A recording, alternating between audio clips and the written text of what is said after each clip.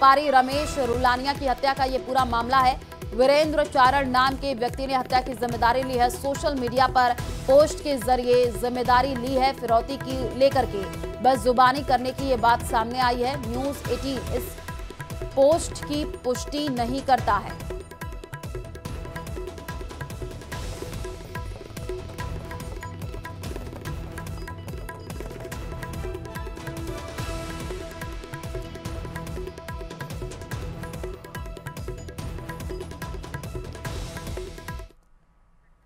और वहीं श्रीगंगानगर के सीमावर्ती गांव खाटलबान में प्रलोभन और धमकी देकर के जबरन धर्म परिवर्तन कराने का एक सनसनीखेज मामला सामने आया है। गांव के सतनाम सिंह ने इस संबंध में हिंदू मलकोट पुलिस थाने में मामला दर्ज कराया है। शिकायतकर्ता सतनाम सिंह ने बग्गू सिंह और उसके बेटे अमनदीप सिंह पर आरोप लगाया है। उन्होंने सतनाम की बीमारी ठीक करने का झांसा देकर के जबरन धर्म परिवर्तन करा दिया है। विरोध करने पर जान से मारने की धमकी दी गई है। ऐसे में इस पूरे मामले में पुलिस ने आरोपी बग्गू सिंह और अमनदीप सिंह के खिलाफ बीएनएस में कई धाराओं के तहत मामला दर्ज कर लिया है। अंदर धर्मांतरण का मामला है। प्रार्थी अपने साथ खड़े हैं। बग्गू सिंह पास्टर ने इनको बीमारी का ठीक करने का लालच से प्रलोभन दे के झांसे में लेके और इनका धर्म परिवर्तन करवाया है। हमें सूचना मिली तो हम मौके पे पहुंचे। अभी मुकदमा दर्ज हुआ है। बाकी जो रिकॉर्डिंग धमकी दी है सारा यहाँ पे गुलबंद करवा दिया गया है। बाकी अनुसंधान का विषय है जो चल रहा है अभी जांच।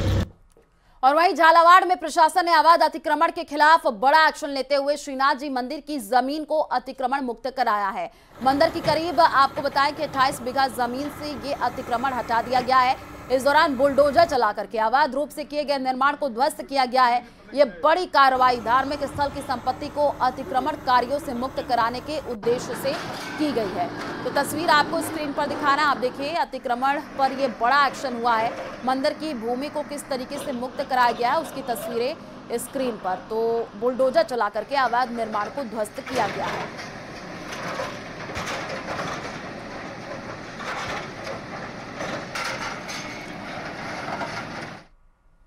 वहीं सुजानगढ़ में पिछले 24 घंटे में कुल 82 mm बारिश होने से शहर के निचले इलाकों में पानी भर गया है।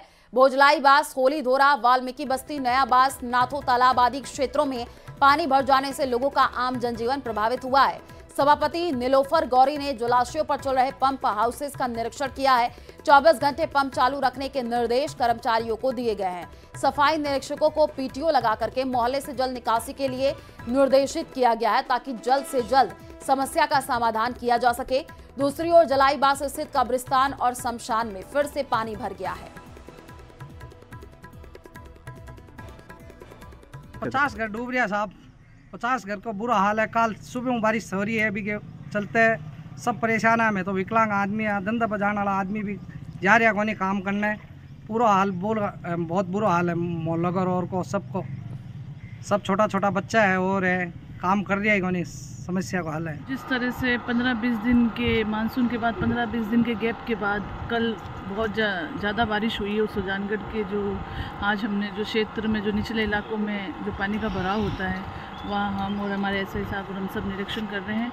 और आज जो भी दुलिया तलाई है वहाँ पे हमने मोटर तो रात से ही चल रही है और कुछ गलियों में पानी है, उसकी निकासी के लिए हम कोई डीजल पंप और उनकी व्यवस्था कर रहे हैं और सभी जगह प्रॉपर तरीके से मोटर चल रही है। यही कोशिश है कि भाई आज का पूरा दिन अगर बारिश नहीं हुई तो पानी निकासी जहाँ जहाँ भराव है वो पानी निकासी की जो भी समस्या है उससे निजात मिल जाए।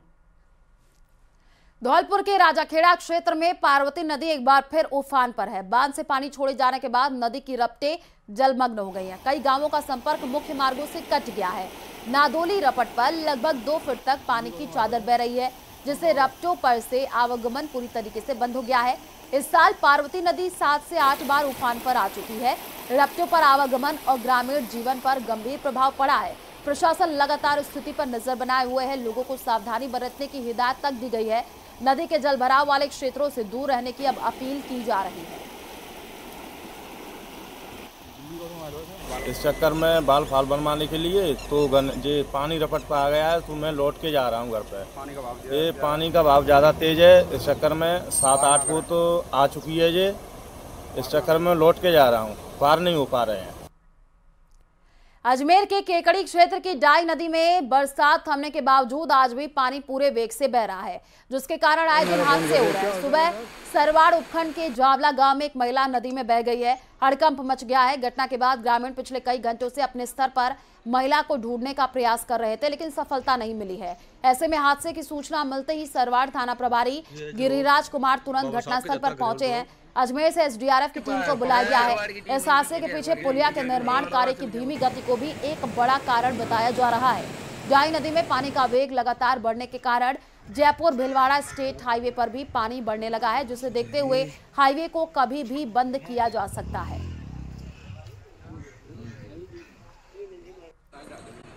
और प्रबुद्ध जनों की एक बैठक आयोजित की गई है, जिसमें आगामी कार्यक्रम की रूपरेखा पर मंथन किया गया है। बैठक में मौजूद बीजेपी राष्ट्रीय परिषद के सदस्य विशंभर पुनिया ने यह बताया है कि मुख्यमंत्री भजनलाल शर्मा शेखावाटी क्षेत्र के जल संकट को समाप्त करने की दिशा में एक ऐतिहासिक कदम उठा रहे हैं। पुनिया ने यह भी कहा कि झुंझुनू समेत पूरा शेखावाटी इलाका लंबे समय से पानी की गंभीर समस्या से जूझ रहा है। मुख्यमंत्री ने यमुना के पानी को शेखावाटी तक लाने की जो भागीरथ पहल शुरू की है, वो इस क्षेत्र के लिए मील का पत्थर साबित होगी।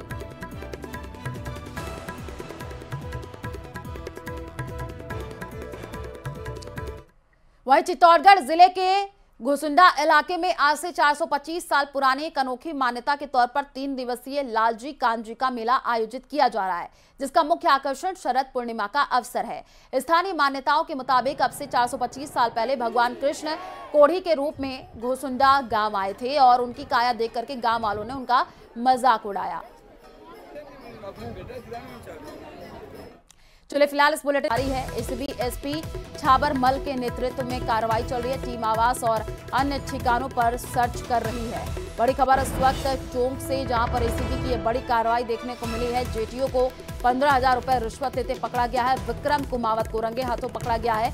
एमबी भरने के एवज में ये रिश्वत ली गई थी। अलीगढ़ पंचायत समिति में एसीबी की कार्रवाई लगातार जारी है। एसीबी एसपी झाबरमल के नेतृत्व में ये कार्रवाई हुई है। टीम आवास और अन्य ठिकानों पर सर्च कर रही है। और इसी बीच राजधानी जयपुर से बड़ी खबर है, जहां पर सेंट्रल जेल में मोबाइल मिलने का सिलसिला लगातार जारी है। जेल अस्पताल में आए कैदी के पास मोबाइल मिला है। आपको बता दें कि कैदी आनंदीलाल उर्फ नंदलाल के पास मोबाइल मिला है। अस्पताल के पीछे बने टॉयलेट में मोबाइल छिपाया गया था। बड़ी खबर इस वक्त राजधानी जयपुर से, जहां पर सेंट्रल जेल में मोबाइल मिलने का सिलसिला लगातार जारी है। जेल अस्पताल में आए कैदी के पास मोबाइल मिला है। कैदी आनंदीलाल उर्फ नंदलाल के पास मोबाइल मिलने की जानकारी है। अस्पताल के पीछे बने टॉयलेट में मोबाइल को छिपाया गया था। बड़ी खबर इस वक्त राजधानी जयपुर से, जहां पर सेंट्रल जेल में मोबाइल मिलने का जो सिलसिला है लगातार जारी है। जेल अस्पताल से आए कैदी के पास मोबाइल मिला है। जानकारी ये मिल रही है कि कैदी आनंदीलाल उर्फ नंदलाल के पास ये मोबाइल मिला है। अस्पताल के पीछे बने टॉयलेट में मोबाइल छिपाया गया था। बड़ी खबर इस वक्त राजधानी जयपुर से आपको बता रहे हैं, जहां पर सेंट्रल जेल में मोबाइल मिलने का सिलसिला लगातार जारी है। जेल अस्पताल में आए कैदी के पास मोबाइल मिलने की जानकारी है। कैदी आनंदीलाल उर्फ नंदलाल के पास मोबाइल मिला है। अस्पताल के पीछे बने टॉयलेट में मोबाइल को छिपाया गया था। और ज्यादा जानकारी के लिए संवाददाता आसिफ हमारे साथ जुड़ चुके हैं। आसिफ, क्या अपडेट है पूरे मामले को लेकर के? जेल अस्पताल में आए कैदी के पास मोबाइल मिला है। देखिए, एक बार फिर से राजधानी जयपुर के सेंट्रल जेल के अंदर मोबाइल मिला है और ये पिछले कुछ दिनों के अंदर लगातार हर दूसरे दिन के अंदर सेंट्रल जेल में मोबाइल मिलने का सिलसिला लगातार जारी है। जेल अस्पताल में इलाज के लिए एक कैदी आया था, उसी के पास ये मोबाइल मिला है। आनंदीलाल उर्फ नंदलाल इस कैदी का नाम बताया जा रहा है। अस्पताल के पीछे जो टॉयलेट बना हुआ था, उसी में इसने इस मोबाइल को छुपा रखा था। पहले भी ये जो शख्स है, जो अंदर कैदी है, ये कई बड़ी घटनाओं में जो है वो इसका नाम आ चुका है। होटल सांठगांठ मामले में भी आनंदीलाल का नाम उजागर हुआ था। फिलहाल जेल प्रशासन की तरफ से कोई बड़ी ठोस कार्रवाई नहीं की गई है और लगातार जो मोबाइल मिलने का मामला है, उसके बाद से जेल प्रशासन ने तमाम इंतजाम किए कि किसी तरीके से जेल में जो है मोबाइल मिलने का सिलसिला रुके, लेकिन बावजूद इसके कैदी किसी न किसी तरीके से मोबाइल जो है वो जेल में लेकर चले आते हैं, नए नए तरीके अपनाते हैं, अलग अलग ट्रिक के जरिए वो मोबाइल जो है वो जेल में ले आते हैं। अब सेंट्रल जेल को ये तय करना होगा कि किस तरीके से जो है वो कैदी की मानसिकता को पढ़ा जाए, किस तरीके से जो है उस मोबाइल को जो है वो जेल में आने से रोका जाए। फिलहाल जेल में मोबाइल मिलने की जो चुनौती है वो जेल प्रशासन के सामने बहुत बड़ी है। इसे कैसे रोका जाए ये जेल प्रशासन को सोचना होगा। ठीक है, आप नजर बना करके रखिए, आगे आपसे अपडेट लेंगे। फिलहाल शुक्रिया तमाम जानकारी साझा करने के लिए।